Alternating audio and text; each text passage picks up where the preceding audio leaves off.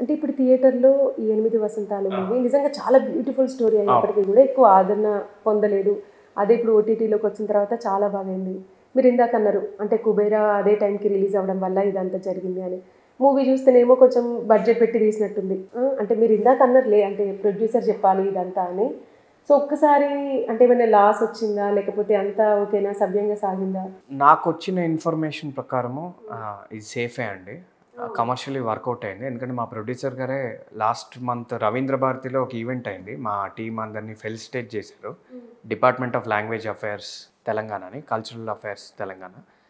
So అక్కడ producer గారు చెప్పారు కమర్షియల్గా వర్కౌట్ అయిందని. లేకపోతే ఇక్కడ ఇంకో పాయింట్ యాడ్ చేస్తా అండి. అంటే మనందరికీ జనరల్గానే అలవాటు అయిపోయింది సినిమా సక్సెస్కి కొలమానం బాక్స్ ఆఫీసే అన్నట్టు, which is true to a large extent. ఎందుకంటే అది పెద్ద one of the bigger parameters ఒక సక్సెస్ మెజర్ చేయడానికి.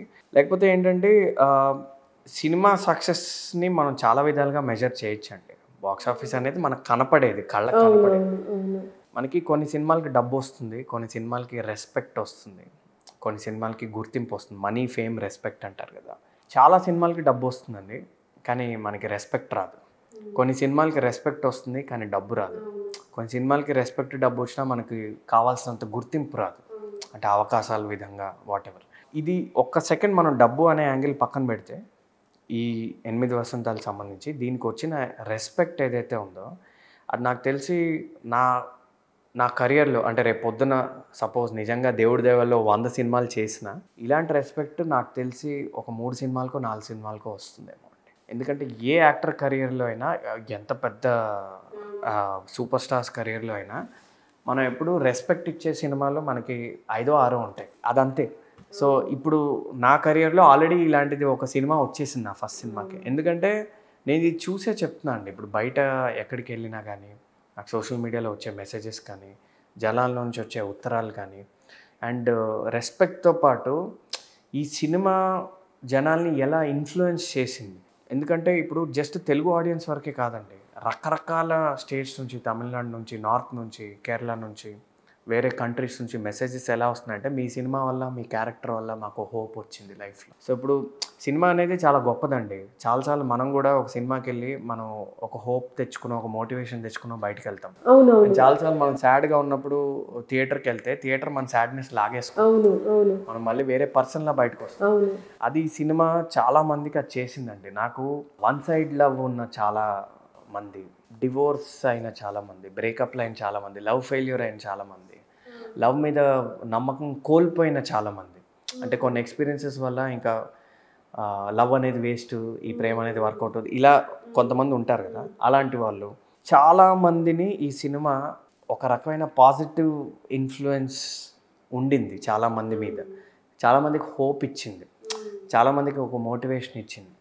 అండ్ ఈ సినిమా డైలాగ్స్ చాలామంది ఎస్పెషలీ లాస్ట్ 15-20 మినిట్స్ లూప్లో చూస్తున్నారు నెట్ఫ్లిక్స్లో. ఎందుకంటే ఆ డైలాగ్స్లో ఆ లవ్ యొక్క ఫిలాసఫీ చాలా డీప్గా కన్వే అవుతుంది. అంటే ప్రేమ యొక్క నిజమైన ఉద్దేశం ఏంటి, ఎప్పుడు మనం ఒక అమ్మాయి కలవడమే కాదు, ఆ జర్నీలో మనకి ఎంత గ్రోత్ ఉంటుందో, మనం ఒక మనిషిలా ఎంత మారుతామో, అది ప్రేమ యొక్క నిజమైన ఉద్దేశం. ప్యూరిటీ అనేది అది ప్యూర్ క్యారెక్టర్. సంజయ్ అనేది ఒక ప్యూర్ క్యారెక్టర్. ఓకే, సో లైఫ్లో మనం ఎలా ఫైట్ చేయాలి, మనకి ఆబ్స్టకల్స్ వచ్చినప్పుడు లేదా ఎలాంటి కష్టం వచ్చినా ఎలా ఎదుర్కోవాలి, ఎప్పుడు మన డిగ్నిటీని మనం ఎలా కాపాడుకోవాలి. సో ఇవన్నీ చాలా ఇంట్రెన్సిక్గా చాలా చాలా లైఫ్ లెసన్స్ ఉన్న సినిమా అండి. ఇది చాలామందికి ఒక థెరపీలా ఉంది ఈ సినిమా. అండ్ చాలామంది సీనియర్ సిటిజన్స్ యాక్చువల్లీ ఇప్పుడు ఇవాళ ఉన్న పరిస్థితిలో పెద్దవాళ్ళు చాలామంది థియేటర్స్కి రావడం మానేశారు. అంటే 50+ ఏజ్ గ్రూప్ వాళ్ళు ఇదివరకుతో పోలిస్తే, ఇదివరకు కూడా కొంచెం తక్కువే కానీ ఇప్పుడు మరీ తగ్గిపోయింది. ఎందుకంటే ఇప్పుడు యూత్ మాస్ వీళ్ళే ఎక్కువ చూస్తున్నారు కదా. చాలామంది 50+ వాళ్ళు ఈ సినిమాని చూసి, అంటే ఇంత క్లీన్ సినిమా, ఎలాంటి వైలెన్స్, బ్లడ్ షెడ్, ఇలాంటి సినిమా, వల్గారిటీ లేని సినిమా ఎన్ని రోజులు అయిన చూసి, ఎప్పుడో మా పాతకాలంలో ఇలా నాతో ఒక 40-50 మంది అనుంటారండి, పెద్ద పెద్దవాళ్ళు. సో రకరకాల అంటే చదువుకున్న వాళ్ళు, పెద్దవాళ్ళు, ఎక్కడెక్కడో ఊర్లలో నుంచి పెద్ద పెద్ద మెసేజెస్ వస్తాయి కదా.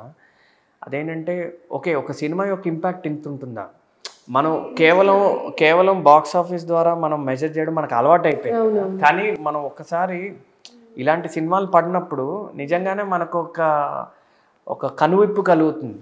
సినిమా అంత ఇంపాక్ట్ ఇంత ఉండొచ్చా, ఇంత ప్రభావం ఉంటుందా మనం ఒక మంచి సినిమా చేస్తాం. సో అది నిజంగా అదృష్టం అండి, to be in a position where నా క్యారెక్టర్ వల్ల చాలామంది లవ్ ఫెయిల్యూర్స్కి ఒక క్లోజర్ వచ్చిందండి.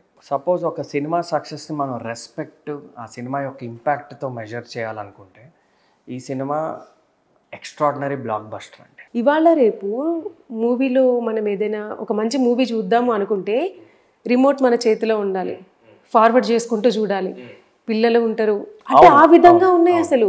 నేను లిటరల్ చెప్పాలంటే మీ మూవీ నేను థియేటర్లో కాదు ఓటీటీ ప్లాట్ఫామ్లో చూసినప్పుడు కూడా మా బాబు ఉన్నాడు పక్కన. ఏమో ఈ మూవీ కూడా అట్లాంటిదే కావచ్చు, ఎక్కడేమొస్తుందో అని రిమోట్ మీద ఫార్వర్డ్ బటన్ మీద ఫింగర్ పెట్టి రెడీగా ఉన్నాను. కానీ ఎక్కడ కూడా నేను అసలు ప్రెస్ చేయలేదు, అసలు ఎక్కడ కూడా ఒక సెకండ్ కూడా నేను ఎక్కడ ఫార్వర్డ్ చేయలేదు. అంత నీట్గా అసలు నిజంగా చాలా బాగుంది. నిజంగా కొన్ని ఇయర్స్ తర్వాత వచ్చింది ఇటువంటి మూవీ. ఇంకోటి ఏంటంటే ఈ సినిమా స్లో పాయిజన్ లాంటిదండి. అంటే ఈ సినిమా జర్నీ ఇప్పుడే మొదలైంది, నేను ఇది బలంగా నమ్ముతా. ఎందుకంటే కొన్ని సినిమాలు మనకి కల్ట్ ఫిలిమ్స్ అంటారు కదా, ఒక 10 ఏళ్ల తర్వాత కూడా వాటి గురించి మాట్లాడుకుంటారు. అండ్ ఈ మధ్య ఎస్పెషల్లీ మనం చూసింది ఏంటి, రిలీజ్లు చాలా సినిమాలు ఆడుతున్నాయి కూడా. ఇది ప్యూర్ రిలీజ్ మెటీరియల్ నా ఒపీనియన్ ఇది. అంటే ఇది ఒక 1 year తర్వాత 2 years తర్వాత ఎప్పుడైనా మనం వ్యాలంటైన్స్ డేకో దేనికో రిలీజ్ చేసినప్పుడు చాలామంది వస్తారు. ఎందుకంటే ఈ సినిమా అలా it will grow on you. ఇది ఒక్కసారి మీరు ఎప్పుడైనా ఈ సినిమాని సపోజ్ రెండోసారో మూడోసారో చూసే అవకాశం దొరికితే మీరు చూడండి, మీకు వేరేలా హిట్ అవుతుంది ఈ సినిమా. ఎందుకంటే అన్ని లేయర్స్ ఉంటాయి ఈ సినిమా, ఎందుకంటే అన్ని క్యారెక్టర్స్ కూడా ఉంటాయి. And especially last half an hour కూడా చూసే కొద్దీ ఇంకా వేరేలా హిట్ అవుతుంది. ఇది నాకు చాలామంది చెప్పారు కూడా. సో ఇన్ఫ్యాక్ట్ కొంతమంది ఏంటంటే మీరు ఇలాంటి సినిమాలే చేయండి అంటే నేను వాళ్ళతో అన్నా కూడా, సార్ ఇలాంటి సినిమాలు మళ్ళీ రావు, నేను నిజంగా ఇలాంటి సినిమాలే చేయాలనుకుంటే మేబీ 5 ఏళ్లకు సినిమా చేయాలేమో. చాలా కష్టం అండి, చాలా కష్టం. అంటే ఇలాంటి కథలు చాలా కష్టం. ఎందుకంటే మీరన్నట్టు క్లీన్ సినిమా అండ్ మొత్తం ఆల్ సెక్షన్స్ ఆఫ్ ఆడియన్స్ చూడగలిగే సినిమా, అలాంటివి కథలే చాలా రేర్గా వస్తాయి. అండ్ ఇంకోటి సినిమా యొక్క షెల్ఫ్ లైఫ్ మనం చూస్తే ఇప్పుడు త్రివిక్రమ్ గారి సినిమాలు కొన్ని, నువ్వు నాకు నచ్చావు, అతడు, మనం ఇప్పటికీ అవే పంచ్ డైలాగ్స్ వాడతాం. అవును, say sorry to puri. Okay, so ఇదేంటి కాఫీ తాగితేనే కదా తెలిసేది బాగుంటుందో లేదు. సో ఫర్ ఎగ్జాంపుల్ ఏంటంటే మనం ఇప్పటికీ డైలాగ్స్ చాలాసార్లు పంచ్ డైలాగ్స్ చేయాలంటే ఆ పూరి జగన్నాథ్ గారి సినిమాలు, త్రివిక్రమ్ గారి పాత సినిమాలు అవే వాడతాం. సో ఇక్కడ నేను చెప్పే పాయింట్ ఏంటంటే మనకి లాస్ట్ 10-15 yearsలో డైలాగ్స్ చాలా పాపులర్ అయిన సినిమాలు చాలా తక్కువ. అందులో మేబీ టిల్లు ఒకటి, స్క్రాచ్ ఉంటుంది మొత్తం ఇలా. అంటే డైలాగ్స్ వాడుక భాషలోకి వెళ్ళిపోయేవి, లేదా డైలాగ్స్ మనం రెఫర్ చేసేవి. అరే ఇప్పుడు ఈ సినిమాలో డైలాగ్స్ ఎక్స్ట్రాడినరీగా ఉంటాయి అనే కొన్ని సినిమాలు చెప్పండి లాస్ట్ 10 yearsలో. నేను క్వశ్చన్ అడుగుతున్నాను మిమ్మల్ని, లాస్ట్ 10 yearsలో అబ్బా ఈ సినిమాలో డైలాగ్స్ ఉంటారా, మామూలుగా ఉండవు అనే ఒక సినిమా చెప్పండి. అంటే అది ఏం లేదండి. మీరు ఇందాక అన్నారు కదా వాడుక భాషను డైలాగ్స్ రూపంలో డీజేటీలు అని, అదొక్కటే నాకు మంచిగా అనిపించింది. ఆ తర్వాత అంతే. సో ఇప్పుడు ఫర్ ఎగ్జాంపుల్ 10 yearsలో మీరు టక్కున 5 సినిమాలు మీరు చెప్పలేకపోయారు 10 yearsలో, కరెక్ట్? నిజం. కానీ జనరల్గా మన చిన్నప్పుడు సినిమాలు ఎలా ఉండేవంటే డైలాగ్స్ చాలా స్టాండ్ అవుట్ అయ్యేవి. ఎందుకంటే తెలుగు సినిమాకి డైలాగ్స్ ఎప్పుడు చాలా స్ట్రెంగ్త్. ఓకే, ఇప్పుడు విజువల్స్ హైలైట్ అవుతున్నాయి, చాలా యాంగిల్స్ హైలైట్ అవుతున్నాయి, కానీ ఎన్ని సినిమాల్లో డైలాగ్స్ హైలైట్ అవుతున్నాయి? పెద్ద సినిమాల్లో కూడా, అంటే సో కాల్డ్ పెద్ద సినిమాల్లో కూడా. ఎందుకు అంటే నాకు తెలియదు రీజన్, కానీ ఆ వాయిడ్ని ఈ ఫిల్మ్ ఫిల్ చేసింది. ఈ సినిమా యొక్క డైలాగ్స్ 10 ఏళ్ల తర్వాత కూడా గుర్తుంటాయి. నేను ఇది రిలీజ్కి ముందు కూడా ఒక ఇంటర్వ్యూలో చెప్పాను. నాకు తెలిసి ఇంకొద్ది రోజులైన తర్వాత అయినా సరే వాట్సాప్ స్టేటస్ రిలీజ్ చేస్తే మేబీ ఇంకా ఎక్కువ హిట్ అవుతుంది. ఇప్పుడు ప్రేమ అంటే మనం చేరాల్సిన గమ్యం కాదు, చేయాల్సిన ప్రయాణం, ఇలాంటి ఒక 10 డైలాగులు ఈ పాటికే చాలామంది, ఎన్ని రీల్స్ ఉన్నాయంటే అండి ఇన్స్టాగ్రామ్లో మా సినిమా డైలాగ్స్ మీద, అండ్ ఓన్లీ క్లైమాక్స్ లాస్ట్ ఉత్తరం మీదే hundreds of రీల్స్ ఉన్నాయి. అండ్ సాంగ్ కూడా ఇప్పుడు ఫర్ ఎగ్జాంపుల్ పరిచయం ఇలా అనే సాంగ్, అది ఎంత వైరల్ అయిందంటే, సో పాయింట్ ఈజ్ ఈ సినిమాకి చాలా హైలైట్స్ ఉన్నాయండి. అండ్ డైలాగ్స్ అనేవి గుర్తుండిపోయే డైలాగ్స్. అందం అంటే ఏంటి అని ఫస్ట్ హాఫ్లో ఒకటి వస్తుంది. అందం అంటే గుణం, అందం అంటే చదువు, don't judge by our looks, judge by our qualities. For example ఎంతోమంది ఫీమేల్స్ డైరెక్టర్ గారికి అండ్ నాకు చెప్పారు, ఆ ఒక్క డైలాగ్ చాలండి సినిమాకి. అంటే చాలామంది, అంటే ఇప్పుడు బ్యూటిఫుల్ ఫీమేల్స్ చాలామంది, వారు అందంగా ఉండే చాలామంది ఫీమేల్స్ చాలా కనెక్ట్ అవుతారు. ఎందుకంటే చాలాసార్లు వాళ్ళ సక్సెస్ వాళ్ళ అందానికి మనం వేసేస్తాం కదా, ఏముందిలే ఈమె అందంగా ఉంది కాబట్టి మీకు ఆ అవకాశం వచ్చింది అది. సో ఇది ఇంకో example. Okay, so point is, ఆ డైలాగ్స్ ఏవైతే ఈ సినిమాలో స్టాండ్అవుట్ అయ్యాయో చాలా రేర్ ఇవాళ రేపు అలాంటి డైలాగ్స్ రాయడం అనేది, అలాంటి డైలాగ్స్ పేలడం అనేది. అండ్ సినిమాలో లెట్సే ఒక 10 బెస్ట్ డైలాగ్స్ ఉంటే అందులో 5 నాకు వచ్చాయి.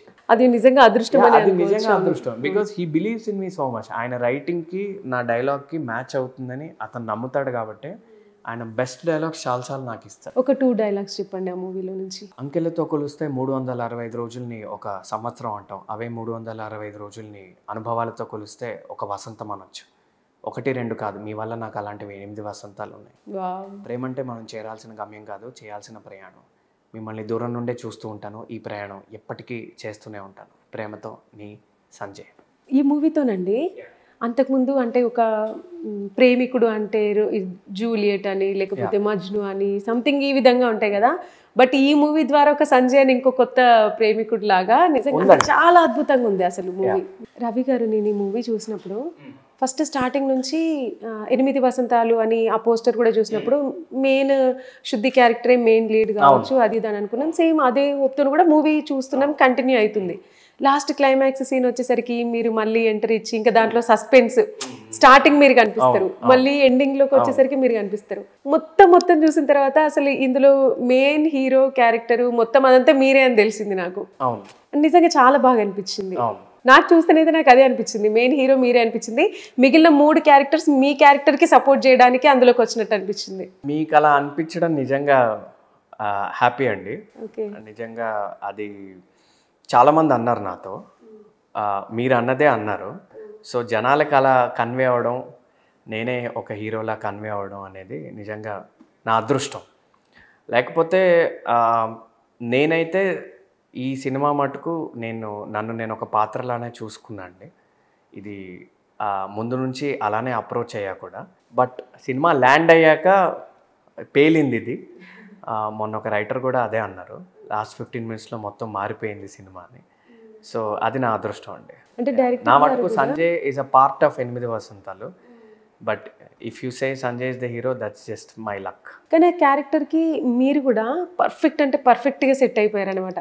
అంటే ఒక కవిలాగా, వన్ సైడ్ లవర్ లాగా, అదంతా నిజంగా చాలా సెట్ అయిపోయింది మీకు. చాలా హోంవర్క్ కూడా చేశా అండి దానికోసం సెట్ అయ్యేలాగా. So thank you very much. So మీరు అంటే ఒక కవిలాగా మిమ్మల్ని మీరు ఏ విధంగా మార్చుకున్నారు? చాలా ప్రిపేర్ అవ్వాల్సి వచ్చిందండి దీనికి. ఎందుకంటే నేను మా డైరెక్టర్ని చాలా అబ్జర్వ్ చేశా. ఎందుకంటే ఆయనే ఒక కవి. సో నేను చాలా అబ్జర్వ్ చేశా. ఎందుకంటే నా కళ్ళ ముందే ఉండేవాడు కాబట్టి. అండ్ నేను చాలా బుక్స్ చదివా దీనికోసం. నాకు తెలుగు బుక్స్ చదవడం అంత అలవాట్లేదు ముందు. సో ఈ పాత్ర ప్రిపరేషన్ ప్రాసెస్లో చాలా తెలుగు బుక్స్ చదివా. చలం గారివి, శ్రీశ్రీ, యండమూరి వీరేంద్రనాథ్, ఇవన్నీ చాలా తెలుగు బుక్ స్టోర్స్ తిరిగేవాడిని, అబిడ్స్, కోటి అటువైపు. యా, అండ్ ఆ కాస్ట్యూమ్స్ చాలా యూనిక్ కాస్ట్యూమ్స్ ఉంటాయి కదా. అవునవునవును. నేను ఒక 6 months అవే వేసుకుని తిరిగేవాడిని. యాక్చువల్లీ ఒక 6 to 8 months ఎక్కడికి వెళ్ళినా పడుకున్నా లేచి, ఎందుకు అంటే ఆ కాస్ట్యూమ్ అలవాటు అవ్వడానికి. మనం రెగ్యులర్గా వేసుకునే కాస్ట్యూమ్స్, ఇప్పుడు ఫర్ ఎగ్జాంపుల్ నేను కాలేజ్ స్టూడెంట్ రోల్ ప్లే చేశాను, just pant shirt T shirt మనం రెగ్యులర్గా వేసుకునేవి కాబట్టి అవి అలవాటు అవ్వక్కర్లేదు. సో రోల్కి లుక్ అనేది అలవాటు అవ్వాలి కాబట్టి ఆ కాస్ట్యూమ్స్ ఎవ్రీడే వేసుకోవడము, ప్రతి చోట ఆ కాస్ట్యూమ్స్తో తిరగడం, ఎక్కడికి వెళ్ళినా ఒక బుక్ తీసుకెళ్ళడం, బుక్ చదువుకోవడం, రోజు రాసుకోవడం. ఎందుకంటే సినిమాలో డైలాగ్ ఉంటుంది, ఎక్కడున్నా ఎలా ఉన్నా ప్రతి రాత్రి రాస్తూ ఉండేవాడిని క్లైమాక్స్లో. సో ఎవ్రీడే అట్లీస్ట్ ఒక 1 page 2 page ఏదో ఒకటి రాసేవాడిని, నా మైండ్లోకి ఏదో వస్తే అది. అలా తర్వాత అది ఒక రకమైన కంపోస్ట్గా మాట్లాడుతుంది ఆ పాత్ర. ఇప్పుడు నేను ఒక రకంగా మాట్లాడుతున్నా కదా, ఈ స్పీడ్లో మాట్లాడదు. అండ్ రవికి ఒక స్పీడ్ ఉంటుంది, పాత్రను చూస్తున్నా ఒక ఎనర్జీ ఉంటుంది. సో ఓకే, సంజయ్ది వేరే ఎనర్జీ కాబట్టి చాలా స్లోగా కామ్గా కంపోజ్డ్గా ఉంటాడు ఆ వ్యక్తి. సో స్పీచ్ యొక్క పేస్ కూడా పాజెస్ కానీ అది కానీ ఓకే స్పీచ్ ఎలా మార్చుకోవాలి, స్పీడ్ ఆఫ్ టాకింగ్ ఎలా మార్చుకోవాలి అదొకటి. అండ్ చాలా మటుకు బాడీ లాంగ్వేజ్ ఎక్కువ ఉండదండి సంజయ్లో. అవునవును మీరు మధురం చూస్తే కూర్చుని ఉన్నా కానీ కొంచెం బాడీ లాంగ్వేజ్ ఉంటుంది. ఇలా ముందుకి వెనక్కి ఇలా అని నీ బాయ్ ఫ్రెండ్ వదిలే అని. So there is so much of movement. ఎందుకంటే అది ఒక యూత్ఫుల్ ఎనర్జీ ఉంటుంది. నేను కూడా మాట్లాడుతున్నప్పుడు మీకు ఇదంతా కనపడుతుంది. This is me. Okay, but మీరు సినిమా చూస్తే the way character is design, మీకు సంజయ్ది మొత్తం ఇక్కడే ఉంటుంది. వాడి చేతులు కాళ్ళు ఎక్కువ ఊపడు. అవును. సో ఎందుకంటే వాడు అప్పటికే లైఫ్లో చాలా చూసేసాడు అండ్ వాడు ఆల్రెడీ చాలా సక్సెస్ఫుల్ అయిపోయాడు. ప్లస్ మీరు ఎప్పుడన్నా చాలా ఎక్స్ట్రీమ్లీ సక్సెస్ఫుల్ పీపుల్ని, చాలా ఇంటెలిజెంట్ పీపుల్ని, లాంగ్వేజ్ మీద చాలా కమాండ్ ఉన్న వాళ్ళని మీరు చూడండి, చాలా కంపోజ్డ్గా మాట్లాడతారు. వాళ్ళు ఏ ఊగిపోతూ మాట్లాడరు. సో పాయింట్ ఏంటంటే a lot of Sanjay's preparation is or Sanjay's performance is in the face. ఎందుకంటే మీరు క్లైమాక్స్ చూస్తే యాక్చువల్లీ కొన్ని షార్ట్స్ ఓన్లీ ఫేస్ ఉంటుంది, జుట్టు కూడా కనపడదు, ఓన్లీ ఐస్ ఉంటుంది. సో పాయింట్ ఏంటంటే మొత్తం ఎనర్జీ అంతా ఇక్కడే చూపించాలి, ఐస్లో చూపించాలి, మొత్తం వాయిస్లోనే చూపించాలి.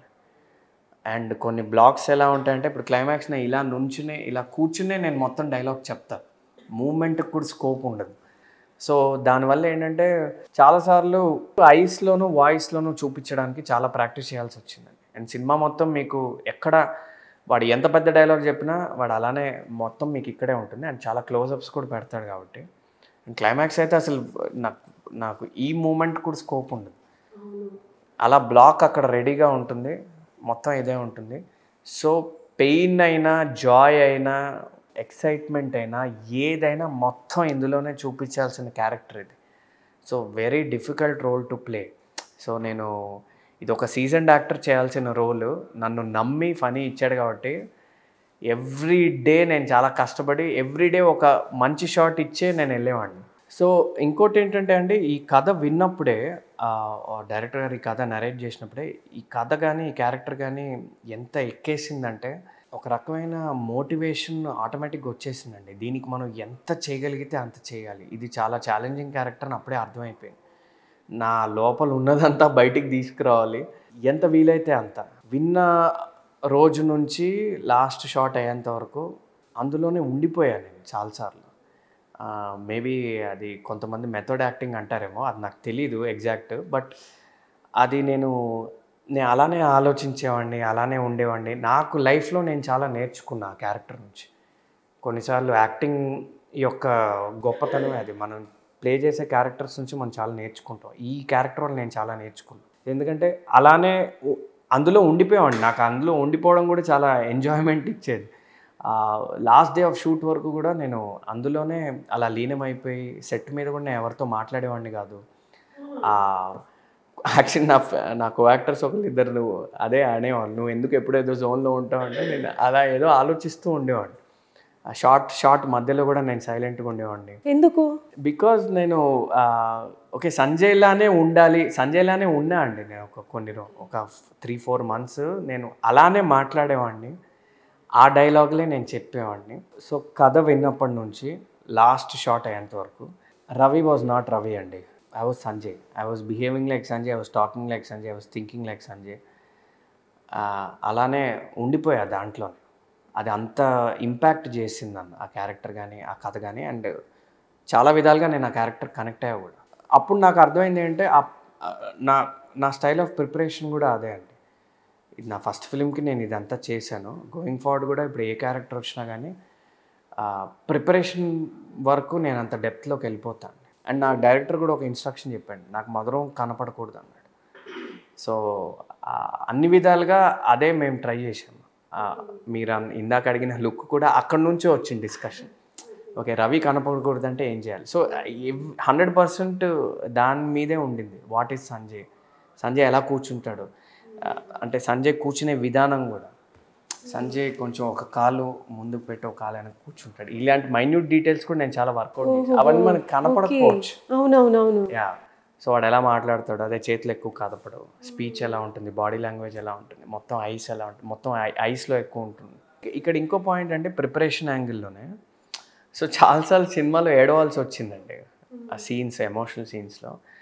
ఎంత ప్రాక్టీస్ చేశా అంటే నేను ఒక్క చోట కూడా గ్లిసరిన్ వాడలేదు సినిమాలో. ఓ యా, మీరు సినిమాలో ఏదైతే చూసారో నాకు 1 డ్రాప్ వచ్చినా, జస్ట్ వెట్ ఐస్ ఉన్నా, బోరుమని ఏడ్చినా అంతా న్యాచురల్ టీయర్స్ అవి. అట్లా ఎట్లా వస్తాయి? అదే ప్రాక్టీస్ మరి, అన్నీ కెమెరాలో చెప్పేస్తారండి. So anyway that's a joke. కానీ పాయింట్ ఏంటంటే నిజంగా అంత ఆ లెవెల్లో ప్రిపేర్ అవ్వాల్సి వచ్చిందండి. నేను ఆ లెవెల్లో ప్రిపేర్ అయ్యా. గ్లిసరిన్ వాడితే తప్పేం కాదు, అప్పుడప్పుడు that's a technique. But point ఏంటంటే నేను నిజంగా అంత ఫీల్ అవ్వాలి క్యారెక్టర్ని, ఆ సీన్ని, ఆ మూమెంట్ని అని చెప్పే.